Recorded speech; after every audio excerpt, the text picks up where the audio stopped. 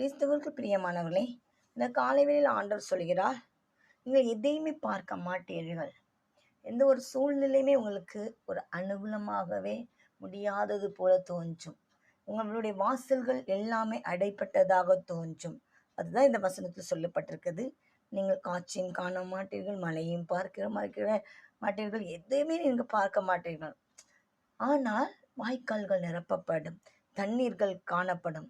ஆம், இதுதான் ஆண்டவர் செய்கிற காரியம். சூழ்நிலைக்கு அப்பாற்பட்டவர் தான் நம்முடைய தேவன்.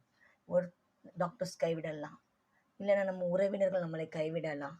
ஆனால் ஆண்டவர் சொல்லுவார், எப்படி வேணாலும் எல்லாமே இருக்கட்டும், ஆனால் உனக்காக நான் ஒரு வாசல்ல என்ன செய்வேன், திறப்பேன். வேதத்தில் பார்க்கும்பொழுது அநேகருக்கு ஆண்டவர் வாசல் திறந்திருக்கிறார். அநேகர மனிதர்கள் கைவிட்டாங்க, ஆனால் ஆண்டவர் என்ன செய்யலை, ஒருபோதும் கைவிடலை. ஆபிரகாமுடைய மனைவியுடைய கற்பம் செத்ததா இருந்தது, புது கற்பத்தை ஆண்டவர் கொடுத்தார்.